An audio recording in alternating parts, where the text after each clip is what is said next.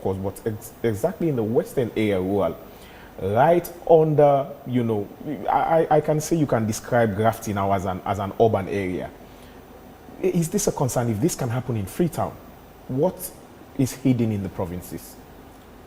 It is really alarming, I would say. So you're considering Grafton. As recent as 2 months ago, we were involved in one other matter of a girl who came in contact with the law and realized that her background was that her family living just around this area or community have actually given her as well into marriage to some guy who she was very much more adamant about not marrying. It is, I think it's a traditionally rooted custom which has really adverse effect on the lives of girls, and there has to be more than making of laws.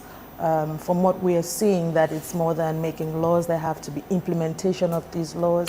There have to be education in communities and homes, as well as with the children as well, so that they can understand that if this thing happens, I can report to the police. And so if I make report to the police, then I know they would find a way to protect my interests and my rights over the person who I am getting married to. Because we also see situations where victims of child marriage or gender-based violence become suspects.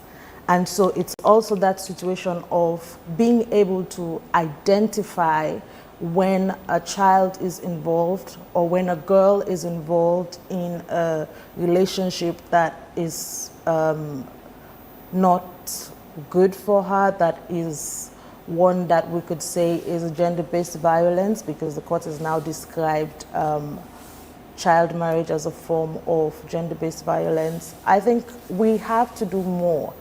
It also boils down to the response system in terms of how delicate and the sensitivity that is needed to understand that this person is a child. Mm-hmm. And so the way her matter is to be treated is not the same how you would treat any other person's matter. And so much more has to be in place than just the making of laws. There has to be the implementation, there has to be the sensitization. And what we see with this judgment, the ECOWAS Court judgment, is that it has expanded what the legal jurisprudence is with protection of girls, basically.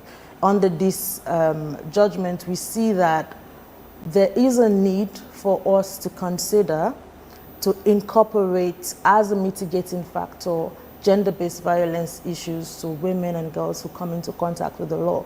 Because from our side as advocate, we work a lot with women and girls who come into contact with the law, and so our experiences with them, our database would tell us that these women most times come in contact with the law, but yes, they have had previous experiences of gender-based violence which has continued unabated. Mm-hmm. And has not been taken seriously. Because sometimes they will tell you the first person who goes to report has more rights over the other, but really we have to consider what's fair for both parties. Mm-hmm. And I believe there is a lot more that we can do to strengthen our legal system, to strengthen the protection of girls, and to ensure that we are not in any way encouraging people to continue these acts. Now, the judgment from the Court of Justice stated that Sierra Leone as a state didn't do enough to protect girls from going into early marriage, albeit that case was filed before the enactment of the mm-hmm. Prohibition of the Child and Marriage Act. Yeah. Is it coincidental that we're having the first prosecution case just under when we're having, the verdict from ECOWAS? Is it coincidental in any case? I wouldn't say it's coincidental. So we have been working, even though we were at ECOWAS Court, we're also working at ground level to ensure that we push on advocacy in her case. And as recent as in August 2025, she was granted amnesty which we are very, very much more pleased about. And other steps have been taken in this minor's case. So I think it's not coincidental, but it is a good stepping stone for all of us to consider, even as we are looking at the protection of girls. How do we take the law beyond what we have now in black and white, looking forward to prosecution, but also getting the general population not only aware of the law, but understanding why child marriage is not an escape from poverty, or it's not a way to protect your girls from becoming promiscuous or going wayward? How do we get this message across? So there's a lot to do with the mindset. It may take some time, but with a lot of advocacy, with government contribution. Let's start with Freetown, for example. Even in Freetown, these things are happening. So it tells you that there needs to be stronger sensitization across Sierra Leone. It tells you that there is the need for education of the girls themselves to understand the fact that they can actually come forward and say, I was a victim, or someone wants to marry me off and I'm not interested in that, and so therefore I am bringing this matter before the police or the courts for consideration.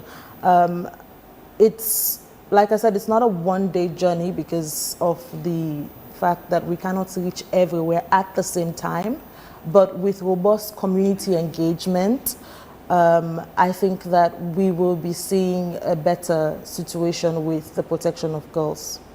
Albert, yes. There are times when we've noticed that the ministry takes proactive measures, or we see swift response to videos that go viral on social media. Not long ago, there was another video sometime last week, over the past 2 weeks now, of a girl in the video being abused. She was seriously being beaten while she was also forced to sit on the man's lap and feed the man, who did not even attempt to protect that girl. I'm sure the ministry has seen this video, and what have you done? Yes, and you know, this has been tradition that has been entrenched in most of the vulnerable communities. And that is why education and advocacy and awareness is now very key, because we actually want most remote communities. That is understood, but my question is, in that particular girl's situation, what have you done as a ministry for that girl? We've provided alternative care services for that child or the victim, and also medical. Of course, she has seek medical advice, and she is responding to medical treatments, where at the same time, the head of the family support unit and the Sierra Leone police have provided legal action against the offender.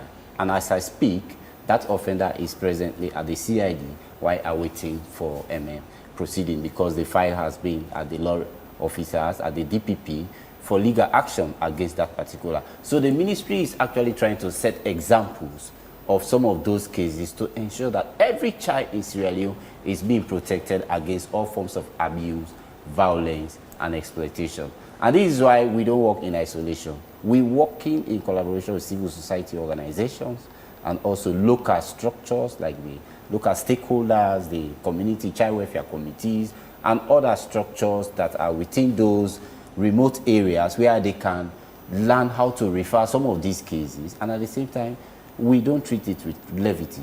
We make sure that we take action immediately. So at the moment, as I speak, most of those cases that are being via social media in terms of protection issues, we take action accordingly. And at the same time, we educate the public for them to understand. Because as I said, this tradition has been entrenched before ever this law is coming. For example, way back in 2007, the Domestic Violence Act, and also the customary marriage, more especially the customary marriage, was for that age, 16 years of age to get married. So most of the vulnerable community stakeholders were aware that, okay, I can marry my child at age 14, at age 15. So that tradition has been there. So that is why we want to wipe it out to ensure that they know this new law now so that we can popularize accordingly. So your responsibility as a ministry, beyond gender, you have the children's affairs work as well. And, you know, children goes beyond just girls, both girls and boys. Also on videos on social media, not long ago there was another video, but it was a boy who was a victim. In that video, you would see a woman. She was actually scolding the boy that she had sex with the boy and the boy refused to pay her. In that video, it seemed like comic relief for so many people or entertainment. But you would see that that is a boy, and according to our laws, he is under 18. He cannot give consent to have sex. He is a boy, not a girl, but he is also a child and a victim. What did the ministry do for him? Yeah, so the Child Rights Act of 2025 does not exclude whatever. It cuts across boys and girls. So the ministry is always there to take action against most of those acts. The one that you're talking about, we've investigated in collaboration with the Family Support Unit, but up to date, the result has not yet come out to ensure that this boy was really abused. It was the social media. It happened in Lumley, wherein this blogger tried to interview this boy to give information that does not even matter to the reality. So we are still investigating the matter, but nothing has happened in that direction. Even from the very child himself said, no, it was the blogger that forced him to give such information. I think we're probably not talking about the same video. I'm referring to a video of a lady scolding a boy, saying... Supposedly a sex worker. Yes, a commercial sex worker. supposedly a sex worker, saying she had sex with the boy and the boy was supposed to pay her, but the boy has refused to pay her. So she was actually scolding the boy for her money. And the amount was 30 Leone. Yes, yes. And in the video, you could hear people saying, well, you volunteered to pay the money. Yeah. But that boy remains a child. Yes, it did. That happened also in Lumley. You're right, now I recall. Yes, that child was provided with alternative care service, and then the girl that was forcing, and in fact, the girl was older than that boy.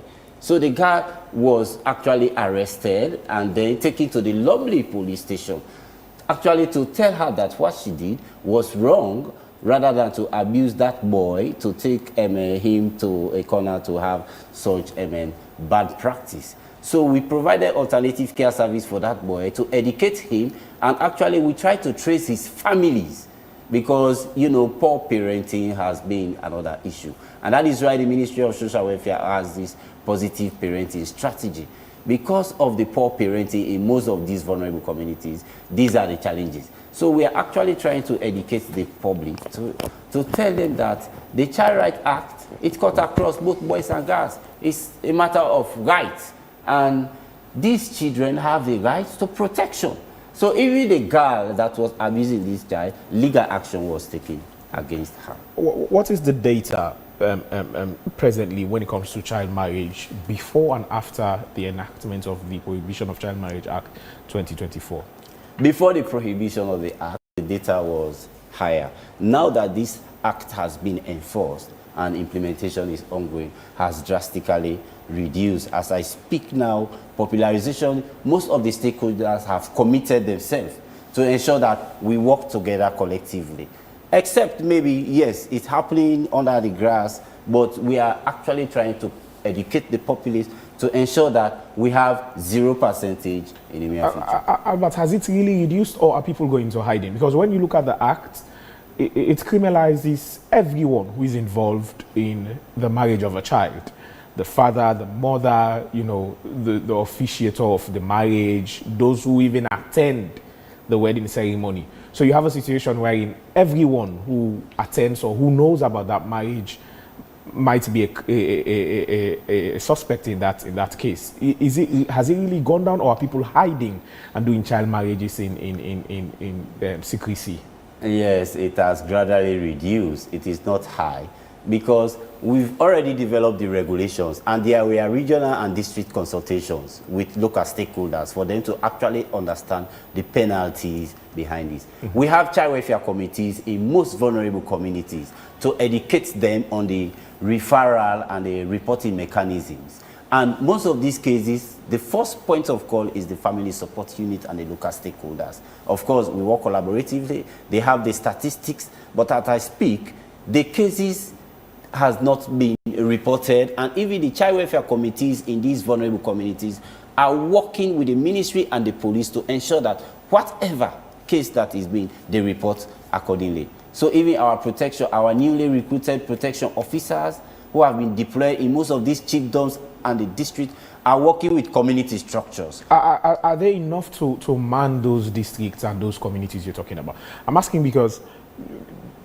we were part of the process to have the Child Rights Act in 2007, and immediately after that, around 2008, 2009, there were issues of child marriage within our localities. In Leone, you'd have issues. We have social welfare workers who were there, but can't or didn't do anything. Isn't that the case still now, wherein you have social workers who can't influence communities? You have chiefs, paramount chiefs, town chiefs who are very, very much prominent in those areas, who officiate those marriages, and social welfare workers can't do anything. Are you confident that your workers are able, to protect girls? Are there safe spaces or safe houses for girls who run away from homes, who are being, taken into early marriage? Yes, they are not enough. They are not adequate. But as I speak, they have been capacitated on the referral mechanisms, on how to work with community structures. Even the local stakeholders in those communities have been trained in the legal and policy frameworks on how to deal with these children. So we are still advocating to have more protection officers because they cannot cover all the areas across the country. But as I speak, whatever little we are doing to ensure that we reduce these offenses accordingly. Mm-hmm. Yes. Let me come over to you. Do you believe law enforcement officers, prosecutors, investigators are doing their job? Aren't they, going on the normal thing that used to happen, wherein you'd have these cases and then they are settled at family level? I mean, this case has come to light because of people that were involved in the community at Grafton, but you would have instances or cases in the provinces where everyone involved will just, shut up and then no one talks about it. And then you have officers who would say, family matter, let them settle on family level. Is that still going on? So for the areas where we've worked, we know that is not the case at the moment. Where the lapse is in the investigation itself. So police would go and do an investigation. If a case has been brought forward for child marriage, you would realize that they would invite the family members sometimes. They would invite them and ask them questions and all of that. But the lapse come in with the trained personnel who are able to identify these issues and who are able to provide swift response and understand the sensitivity of the case that they're dealing with. So I think one of the measures that has to be put in place is to be able to have trained personnel who are able to not only identify the issues, but are able to also ensure that they take the necessary steps to protect the child mentally, physically, and also to ensure that they do a swift and prompt prosecution, because sometimes the longer it takes, you realize that when the perpetrators involve family members, they would have disappeared. So police would have a huge struggle trying to find them and trace them. So, but to answer your question, that is not happening now. From my experience and our experience as advocate working with the police, they take it seriously when they know it involves a child.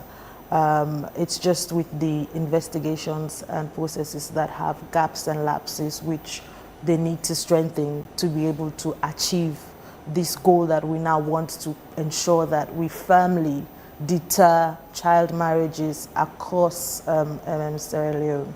Now, perpetrators of these offences are very smart. In our days, you'd have a situation wherein the supposed husband will not even be around. Probably you'd have a smaller brother do the wedding for him in his absence. Or you'd have a situation wherein, you know, another girl will sit for another girl or a guy, and the marriage goes on. Do you have instances like this going on even after the enactment of this act? So we have not had a specific case on that area. Reason being is we directly work with the women when they come in contact with the law. So we do not necessarily deal with prosecution per se, but we start a case once we know that this person is within the police confinement or is being detained by police for certain offenses.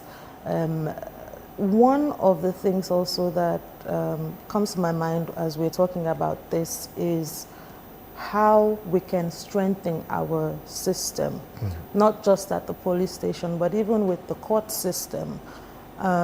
We have to ensure that there is a holistic support for girls.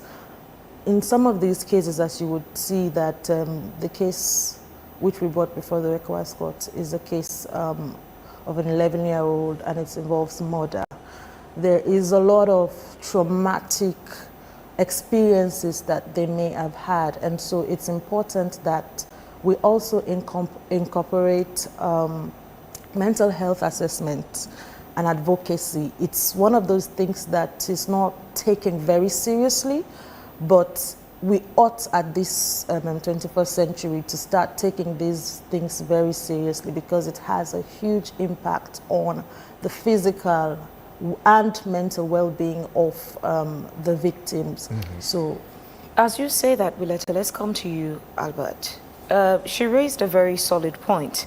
Not long ago, I was part of an event where one of the victims as well shared her story. She's now in her early 20s, but she was a victim teenage stage. Another one was talking about how the experience has actually affected her sexually, where she's not even sure she wants to even willingly participate in sex. These are all mental impacts of a traumatic experience. What infrastructures do we have in the country for these victims? Some of them are sent, again, you've reported a case. You have to deal with facing these people who are your relatives whilst you pursue justice for yourself. There's the community stigmatization. Where are we in infrastructure for them? Yeah, thank you. So the infrastructure that is put in place, of course, the Ministry of Gender and Children's Affairs, in collaboration with social welfare and other child protection partners like World Hope International and Commit and Act, of course, these development partners most times provide safe homes. And we also have safe homes within the Kwenadugu district as well, wherein these victims are being protected because one of our mandates is to protect these survivors. Also prevention and response against all of this abuse. So we refer some of these cases for their rehabilitation. And at the same time, Ministry of Social Welfare provide counseling services and other safe space facilities for them so that we remove them from these communities where they have been abused. Because if they get back there, definitely they will be traumatized, their life will be threatened, and they will be discriminated. So we move them, we rehabilitate them to another safe space where they provide all these services like education, like medical, like counseling services, and other psychosocial support for them to regain back, and then before we reintegrate them back into these communities. And at the same time, we follow up with the police and the family support unit to ensure that legal action is actually taken against these offenders. But for the victims, the ministry, we actually ensure that they are protected from stigma. They don't go back to that community at normal. So that is why we provide this alternative care. Now we have this alternative care policy. Alternative care policy is more especially for vulnerable children, because whenever they are abused, we don't want them to go back to the community. So this policy speaks for such services for their well-being, for their Do we have sustainability. sufficient safe homes across the country It is not to sufficient. cater to all the victims who would come forward and report? Yes, this is the critical challenge also in that direction. You know, the Ministry of Gender and Children's Affairs normally depend on partners who complement the government's effort. As I speak, we don't even have a government safe home. Because if we have a government safe home where it's fully supported, then we can address to these issues accordingly and as soon as possible. As I speak also, we have limited budget allocation. You know, these limited budget allocation that does not come by on time, most times limit our activities, because that is why we have these donor partners wherein they support us. We are not able to reach to hard to reach areas. Even in terms of mobility, the ministry does not even have up to 4 official vehicles. I will not talk about motorbikes. So most of our protection officers in those hard to reach areas, sometimes they hire commercial vehicles. So in terms of prevention and response, it's very minimal because of limited budget allocation. But as I speak, we don't work in isolation, we work with development partners. Most times they complement our effort. Whenever we call, they respond accordingly. But these are some of the critical challenges that we are still advocating for child-friendly budget increment for the Ministry of Gender and Children's Affairs, so that we can be able to address most of these issues on time. Don Bosco, for example, their system, when the victims come, of course they cater to both boys and girls. When the victims come, they enroll them based on their level into academia. They help them through education. Those who cannot go back to school, they help them with skills training. In fact, both those in school and those who can't go back to school, they are all given skills training. They get a skill or two before they leave.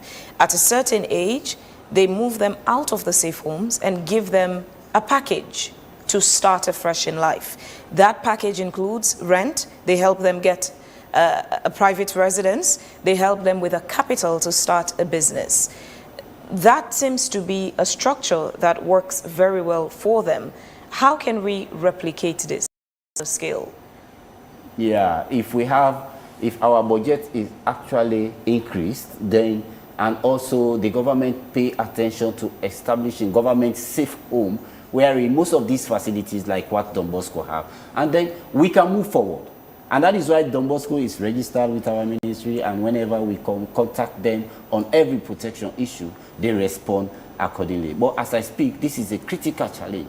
Don Bosco is a development partner, which is non-governmental. It is not funded by the government.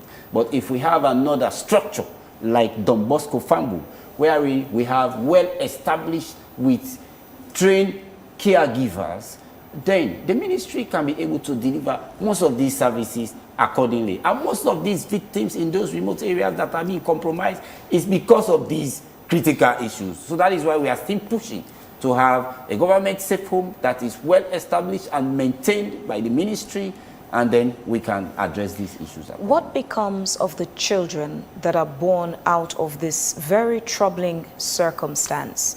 Some of these victims end up being pregnant. Yes. And not all of them actually feel a connection to the child. For some of them, it's just a reminder of the horrific experience they encountered. Do they have an option to keep the child, put the child up for adoption? What becomes of those children that are a product of rape? Yes, so we have these child welfare committees in communities wherein they identify foster caregivers. Foster caregivers is to take care of these children, wherein we can reintegrate them back into this community. Sometimes like family relatives that are willing to take care of their relatives' children, more especially these child mothers who do not even have the experience in positive parenting. So adoption is the last resort. We don't give these children for adoption purposes, because there has to be love and affection for these children and their parents. So if this lactating child mother is not capable, we identify the responsible immediate close family relative where we can provide alternative care. If that one is not available, of course we have these of our interim care centers, formerly called orphanages, wherein we can provide alternative care. There we can refer these children, they will be well cared for, they go to school, and then the biological mother will be checking there to ensure that, yeah, she sees her child from time to time, and whenever she is capacitated, then we can reunify the child back with the biological mother. But adoption is the last resort. We don't use that means because the mother is a child mother or incapable, therefore we can give this child for adoption. No. Willetta, let's talk about the choice that these girls are left with. They've already been victims of a crime, yet they are in a situation where they cannot fully make a choice as to, for example, those who end up being pregnant, whether they want to keep the child or not. Somebody somewhere through the laws gets to make a decision for them. They cannot choose if they're strong enough mentally and physically to say, I'll bear this child, or to even ask for an abortion. And now, just with the response of Albert on giving the children up for adoption, that option, how much of a choice do we need to give these victims who are already, again, they're victims of one crime? Yeah.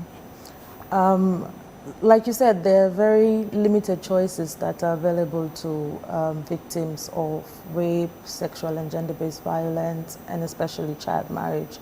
So what we have to consider as a country is what is in the best interest of the child.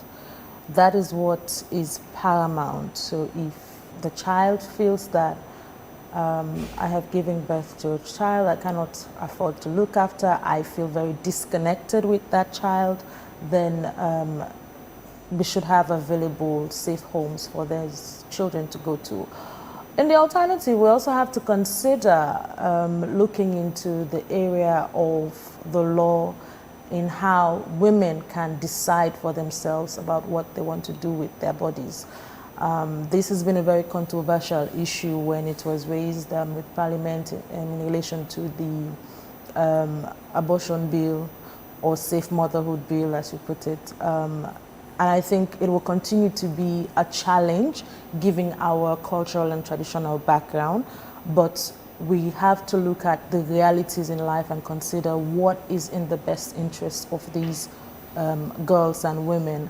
And we will see that because of the delicacies with their cases and because of the traumatic experiences they've had, sometimes it's best for them to actually be able to say, you know what, this is my decision about what I want to do, and this is how I want my body to be respected.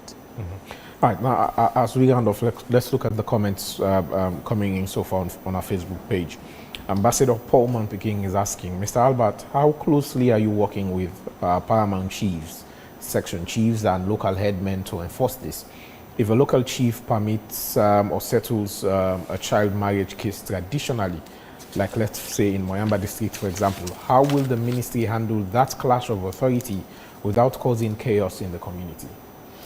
Mystic Dwozak says, while the Act clearly prohibits gender-based violence in Sierra Leone, the Ministry of Gender and the Office of the Attorney General and Minister of Justice should undertake a nationwide awareness campaign to popularize the law, particularly in remote communities, using local languages to ensure everyone understands its provisions and importance. Well, Letta, this is a question for you. Ambassador Paul Manpikin is asking, Barrister, when a girl in a rural community drops out of school or gets pregnant, civil society often comes to hold workshops, but the workshops end and the girls are still stuck at home without skills. What concrete long-term programs are you putting in place on ground to give these girls vocational skills or business tools so that they can have alternative to early dependency rather than to be dependent on man? Minister Abdul Denke says the gender-based violence is a social tale that tends to particularly dampen the rights of our girls. However, the act of soliciting the consent of our girls within the law is vehemently paramount and fundamental.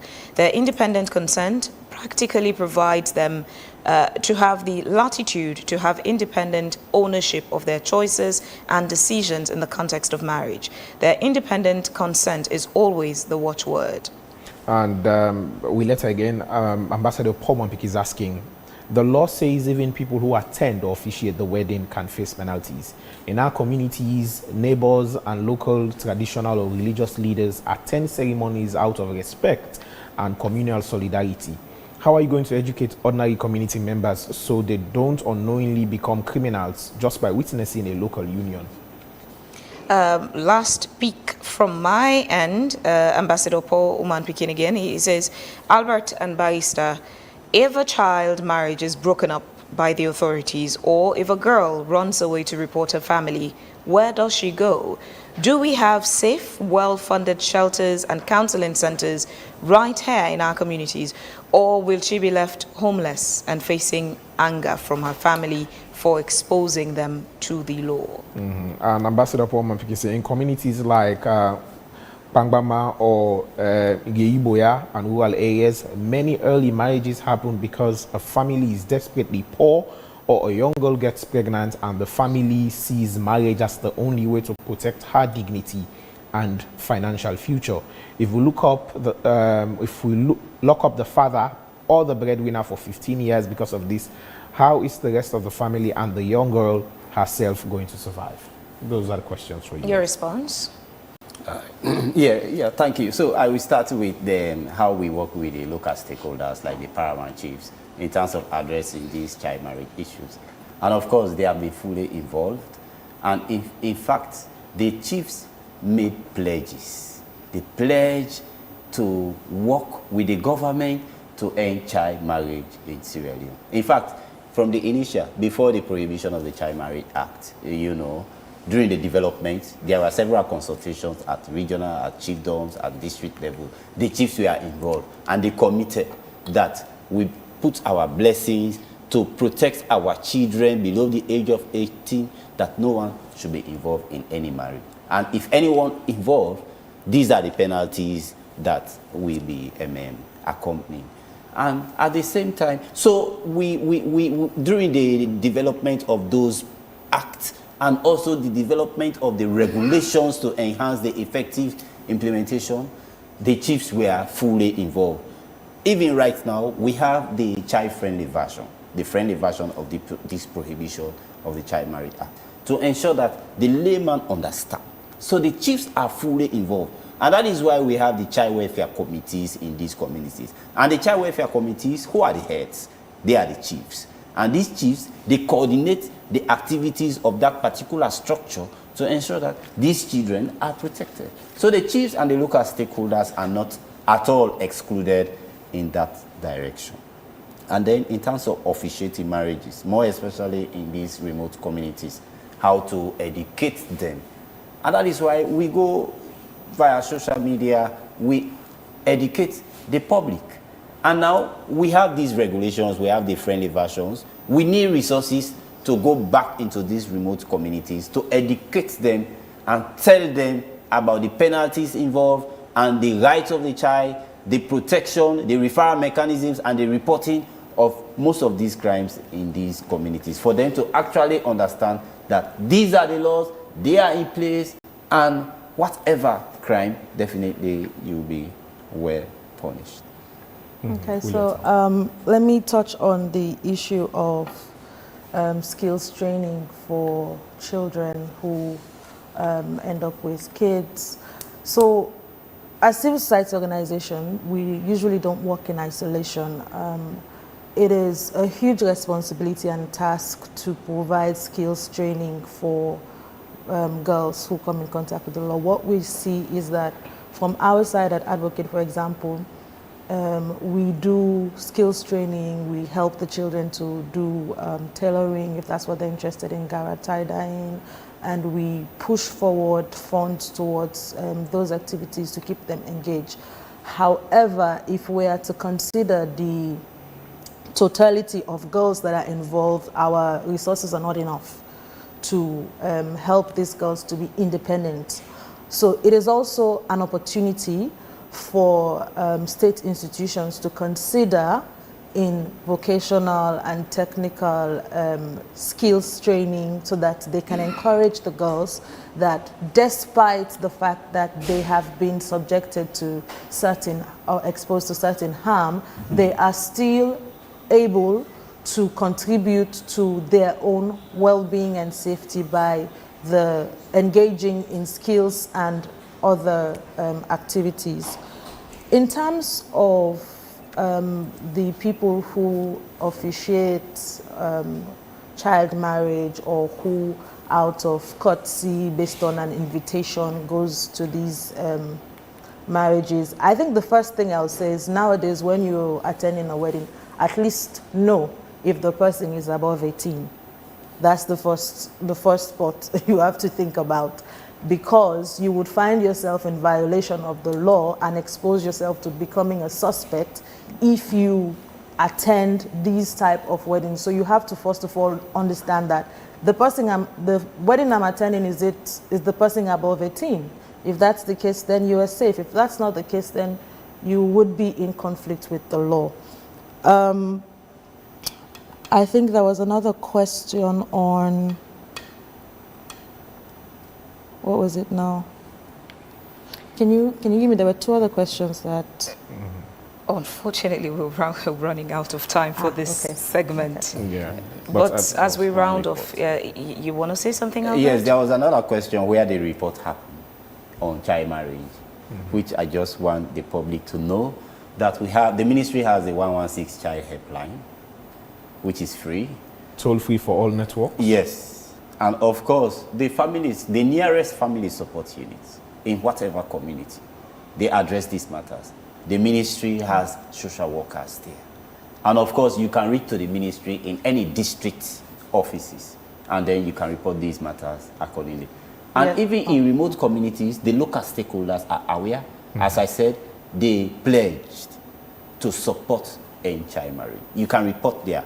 If action is not taken, you call 116, or you go to the nearest family support unit, or you go to the district ministry of Gender and Children's Affairs. Yes, so the question that was very interesting for me is whether if the father is being locked up, what happens to the provision of finances for the child?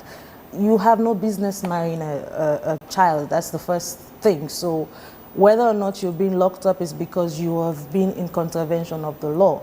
So we should not encourage in any way or try to make it look or fine-tune what is wrong. It is wrong for you to get married to a child, and that is the law. So if you are caught, the law should take effect. That is the last question, I think. All right, thank you very much. She's Miss Willietta Hughes, legal manager advocate, and also Albert Daniel Bau, Deputy Director and Acting Head of Children's Affairs Directorate, Ministry of Gender and Children's Affairs. They've been our guests this morning. Now, as we close, the Sierra Leone Football Association has concluded its ordinary congress in Bo, the first since the election of Babadi Kamara as president. Now, it brought together 55 of the 57 delegates, as well as other football stakeholders and officials from across the country. They discussed the state of the association and the future of football. Maria Esther Samura has more. The Congress served as a platform for key football stakeholders in Sierra Leone to come together and collectively endorse plans that will boost football's development in the country. Babadi Kamara, president of the Sierra Leone Football Association, presented his activity report to members since assuming office.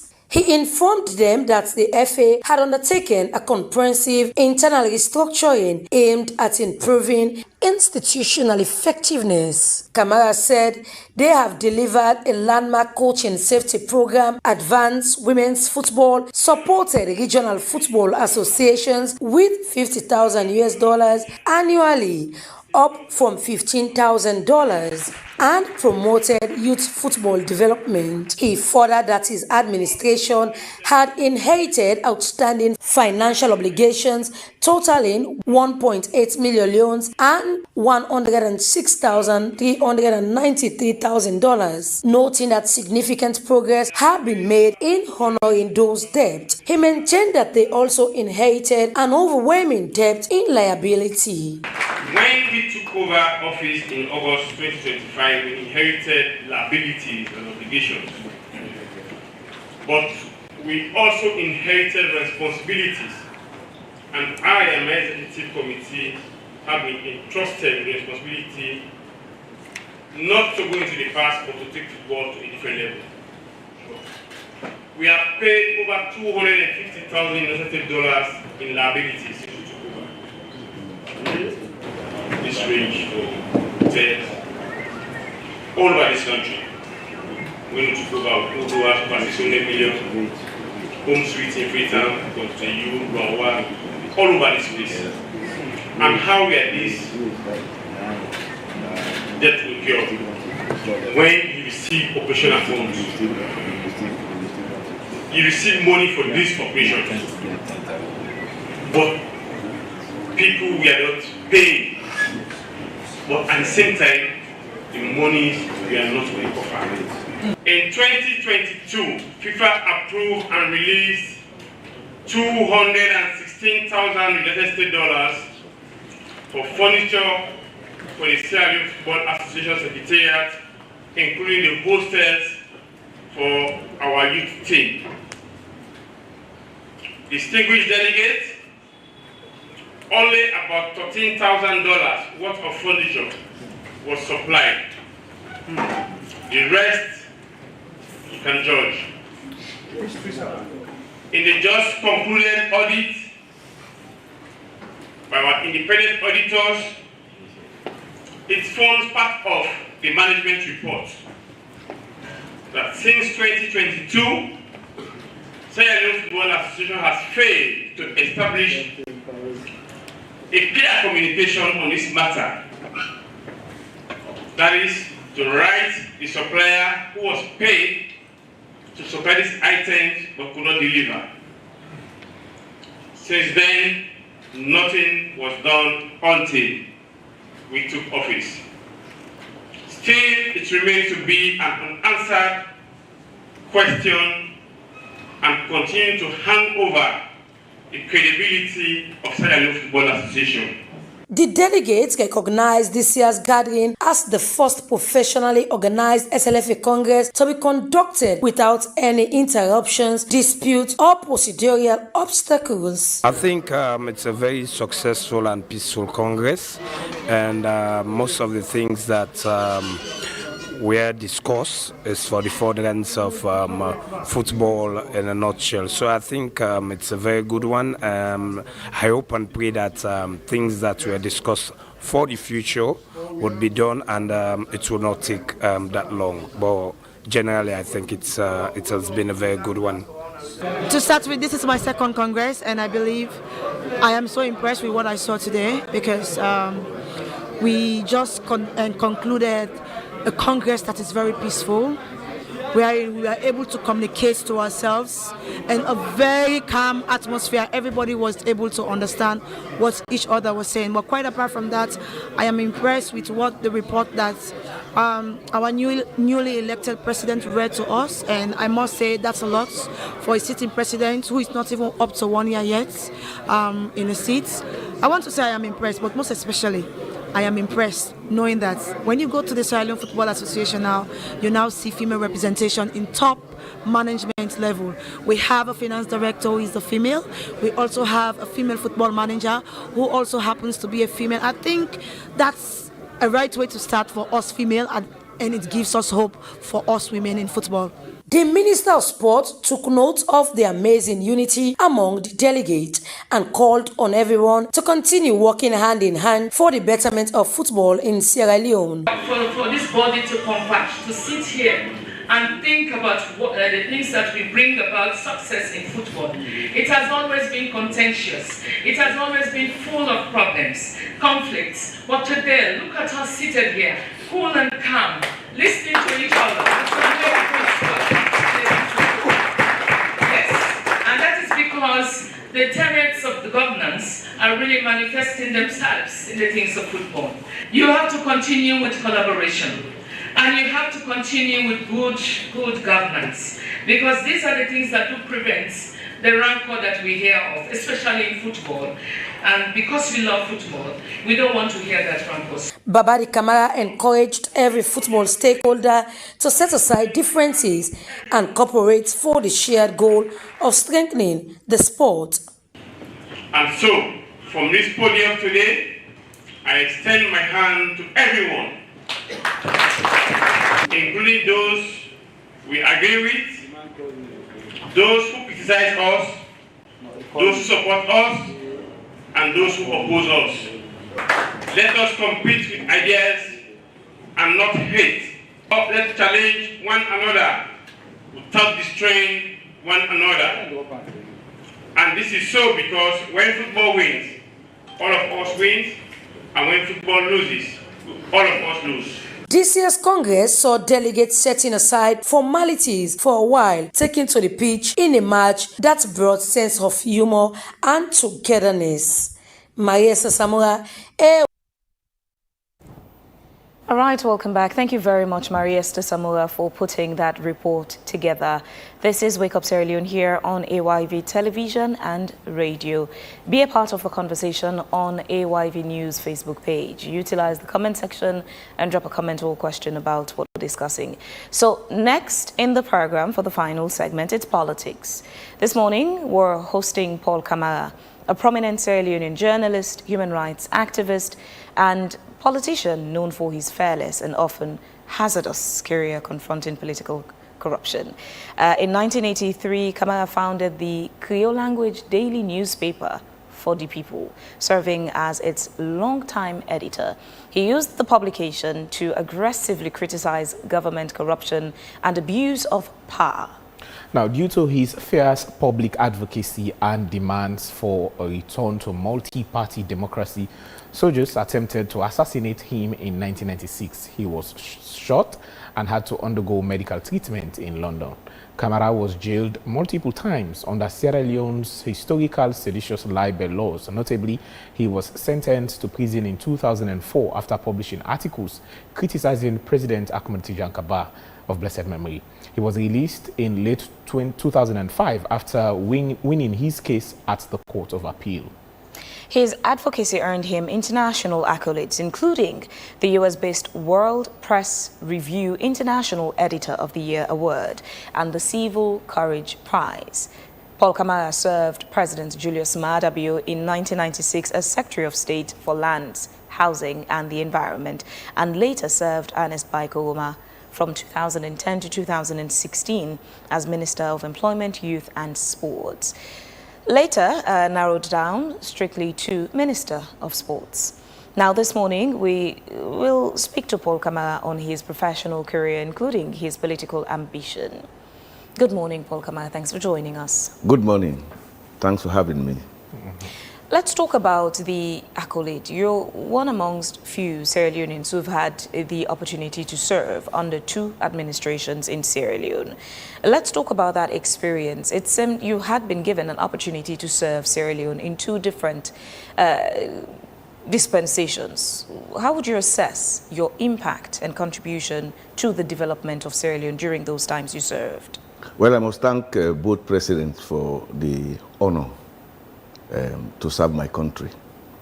In the case of President Bio, I never knew him before, but I was leading the democratic struggle in 1996.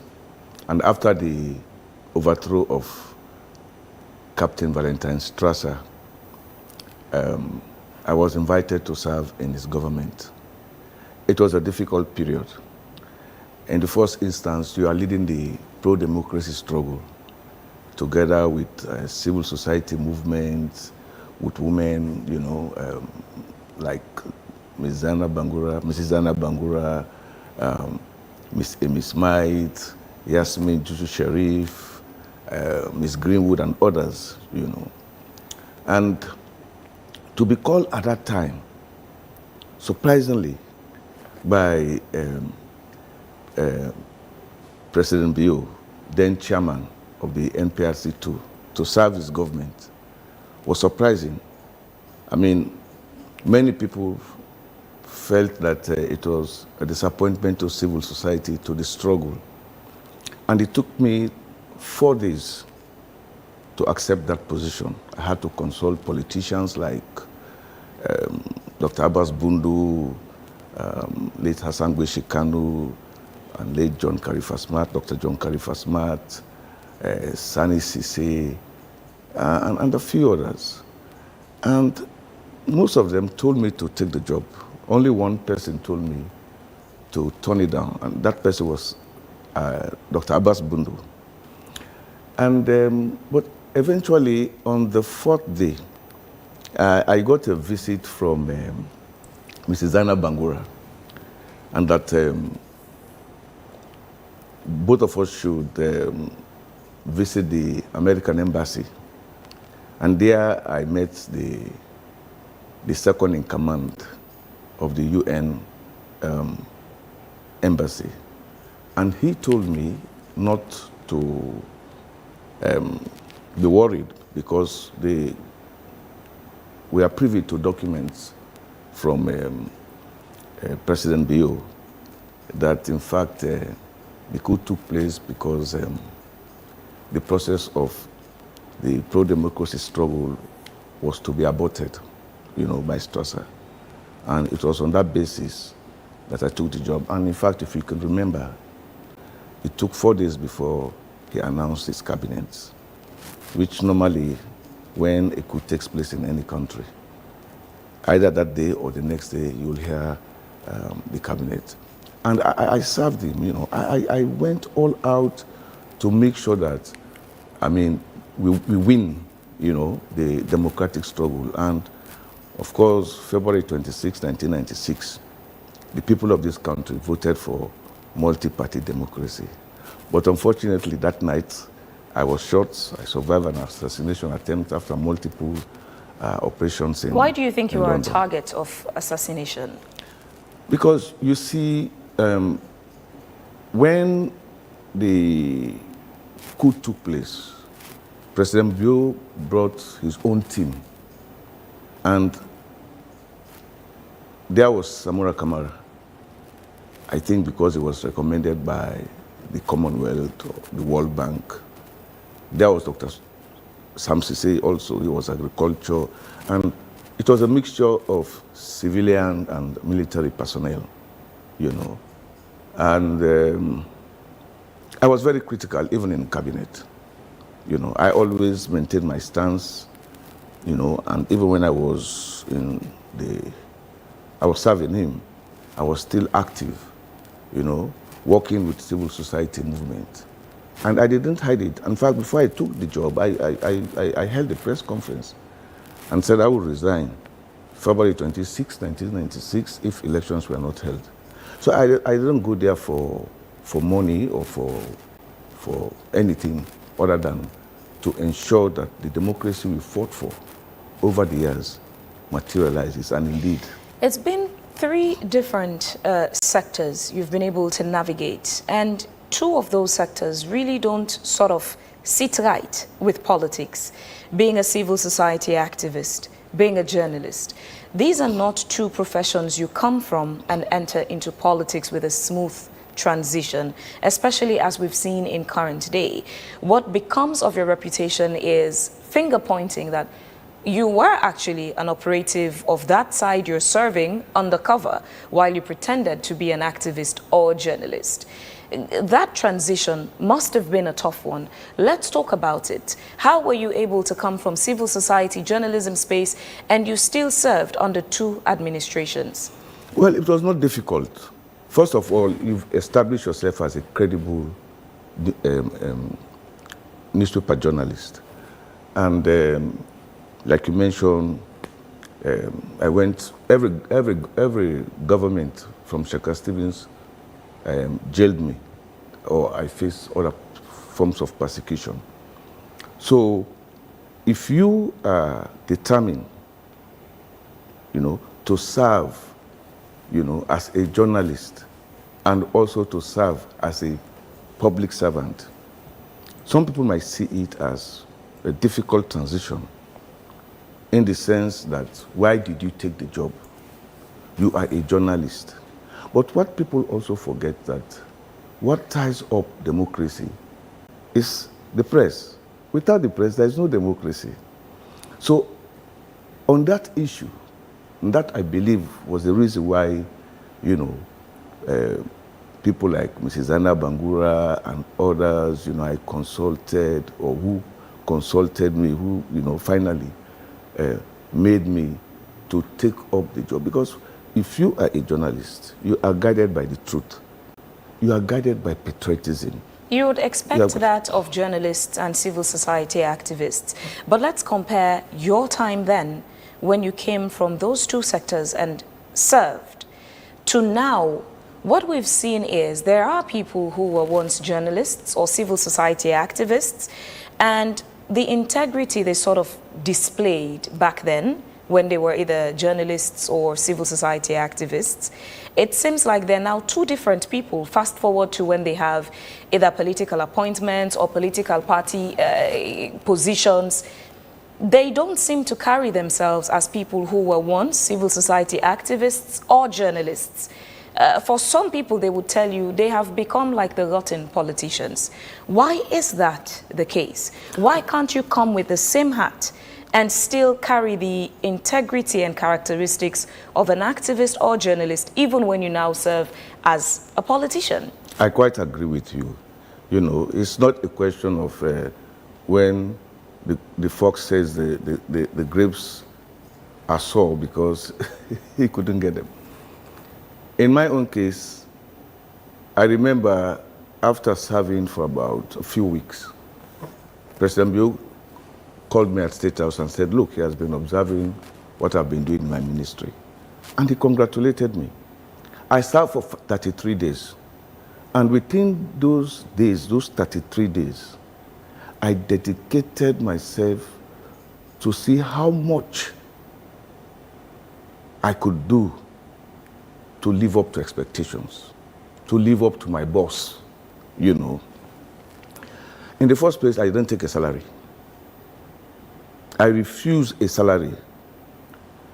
I didn't take a land. Imagine 96, most part of the rural area was a virgin ground. I didn't take a single land. But I made sure that I empowered institutions. For example, the Army Women's Cooperative, which was headed by Major Kula Samba, who was executed by the SLPP, the Kabal regime. I provided land for agricultural purposes. As for the army, the 7th Battalion was built for civil servants. It was not for the military at all. But at the time, and without being pushed or influenced from any quarter, including that from President Bio, I decided to hand over the 7th Battalion to the military because of their accommodation problems, you know, and they still occupy it up till today. The Teachers Union, I gave them the land, they built Hotel 510, and also their headquarters. Slim International, you know, they had built a school at Ulwaf, primary, secondary school. I provided that land. I provided land to the Sierra Leone Association of Journalists by Fire Force. I gave them all the documents. That was under the presidency of El Taiba. So I gave SLAG land so that by today, SLAG will have... But that's a bottleneck, though, because till date, SLAG cannot trace that document of a land given to them. Well, that is it. So what they had to do... Which is why even the previous executive under Monk to currently, they've still been engaging the Ministry of Lands to be able to get a land so they can erect a SLAG office. They should ask the ministry for the land, for the documents, because they're supposed to be, the documents are supposed to be at the lands ministry. So I gave land to the SLAG, I gave land to the Saloon Muslim Association, which is the largest Muslim Jamaat in the entire country. And they have built a mosque, they prayed, they have a primary school, a secondary school, a research center, and now they've built an Islamic college. What was your relationship with the former late President Ahmed Tijan Kaba? It was good, but I was a critic of the government, that's all. And so we had few squabbles, you know, for which I spent I was jailed for 4 years. I spent 13 months in solitary confinement before I was released. So to continue, I gave land to, I left a land at Old Road by Allentown for a multi-purpose stadium. Today it has been invaded by all types of people. They've erected all types of houses. But I was thinking, you know, ahead of time, because we only have the National Stadium, the Sheikh Stevens Stadium. And so I thought that, the East, we could also have a multi-purpose stadium, you know. I left vast tracts of land at Grafton, which I handed over to the Sierra Leone Conservation Society, which was headed by Dr. Asama Puawi Banya, you know, and Dr. Talabi Aisilu Khan at the time. Mr. Kama, so, all these happened in the 90s, but you also became part of President Ernest Bai Koroma's administration in the 2000s. Why weren't most of these your achievements followed up by the government then that you were serving under Ernest Bai Koroma? Well, first of all, under President Ernest Bai Koroma, I issued a number of press releases that the land at Old Road, Allentown, is the property of the Sierra Leone government. And it was specifically left for the purpose of building a multi-purpose stadium. And I think I also followed up in the fight against corruption, as well as to entrench democracy within my own ministry. That's why I was the first minister to return with excess funds amounting to thousands of dollars, which I paid back to the Treasury. And like Fabian was asking, you have to set the example. It is not because you don't get the grapes, you say it's sour. Once you put yourself in the position, you find yourself in that position, you become corrupt. And that's why I continuously fought corruption when I was Minister of Sports. All the Sonko, that's why President Koroma said he sacked me for Sonko. Because I was not quiet, because I was all the time fighting against corruption, fighting against other ills within the ministry, you know.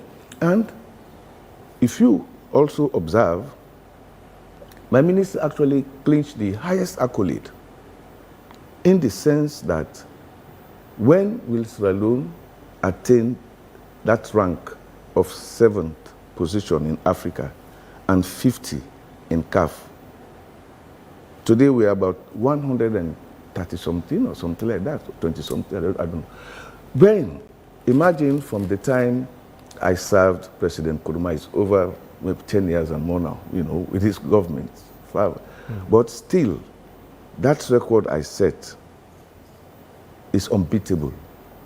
And apart from that also, I continue to support the youth in football. Most of the footballers plying their trade outside Sierra Leone, specifically in Sweden, went there because of me. Yeah, but Mr. Kama, again, as you stated, your administration was described, you know, such the local parlance as Sonko. There are so many issues that happened under your administration as the then Minister of Sport. I want to know, do you believe your name has been fully cleared? If we look at the issues, for example, there were allegations of player trafficking and poor governance that were raised during your tenure. You also had the dispute with the then president of the Sierra Leone Football Association, Aisha Yuansin, that made so many headlines. Was it really about football governance, or did it become personal between you and Aisha Yuansin? And some of these allegations against you during your tenure, have you cleared, you know, your name when it comes to those allegations? I did not clear my name. One thing, my experience as a journalist is that nobody likes the truth. If you speak the truth, you tell the truth, be ready to suffer for the truth. And that was why I was jailed by every government. You know, that is it. So you also have to maintain your principles. For example, you mentioned about human trafficking, right? Mm-hmm. Yeah, player trafficking, an issue that came up under your administration. Yes, human trafficking, and smuggling of gold Yeah. and other things, drugs, you know, and the ministry was notorious for these things, but you never hear them because, you know, like Kaba said, that that board where they eat rest na farm, and not they talk boku, you know. So most ministries or ministers might decide to keep quiet, but I was not quiet as a journalist and human rights activist. I was loud. That was why it's the same sonko that I was there. So even in government, the sonko is still the same. For example, you brought about the case about Madam Aisha Johansen. Why should there be a problem between Madam Aisha Johansen when, in fact, I was of the opinion, you know, I was a dreamer, idealistic. I was this kind of person that thought it fit that with Madam Aisha, with all what she has done, that could have been, I mean, the right person to work with so that we can just shoot football to the highest heights because of what I've already done in football. For example, my team, I own it. I own a Premier team. It was on the Premier team, Wellington people. We invariably won the first under-20 competition for Sierra Leone in Benin. 8 players featured prominently throughout the competition, including the captain, Bembe Kamara. So imagine a small team formed in the poorest, one of the poorest communities in the country. But as a human rights activist, we thought it fit that maybe we can build it up. And we succeeded because we were defeating Lions, Blackpool, all the big teams. Most of the time we were defeating them. And at the same time, look at what we did, what the team did. So therefore, in terms of achievement, I mean, it is all clear. And even when I served President Nkrumah, when I insisted that FIFA should come, and then we had a normalization committee, we achieved, no country defeated Sierra Leone for the 5 years I served as minister in this country. Mr. Kamara, looking ahead now, apologies, we barely have a few minutes to go. Do you have political ambitions? Are you considering parliamentary seat or presidential aspiration? No, I want to be president of this country because I've seen all the players then. As a journalist... You served both under President Julius Maada Bio, then when he was a military leader, and under Ernest Bai Koroma. Which political parties or party, which of the political parties are you going to fly your flag under? Well, I'm vying under the APC. Why? Because it was APC that established For the People newspaper. But we never followed them. You know, it was APC that established For the People newspaper.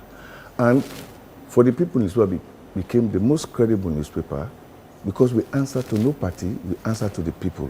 Do you have the backing of the grassroots people of the APC and party executive now? Well, what is happening is not whether you have the support of grassroots. I mean, as a journalist, as a human rights activist, as somebody in sport, I was popular even before Ernest Koroma and Maada Bio entered politics. Are you still popular now within the APC? Well, I think I'm popular, but I am completely different from the entire APC because I'm heading the pro-democracy struggle within the APC party. And the APC party is still straddled by the one-party mentality. And so for me, I decided to go to take APC to Supreme Court.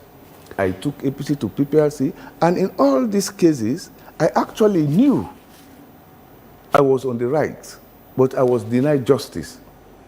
For example, I took the APC to Supreme Court. Why? Because I wanted them to follow the democratic path.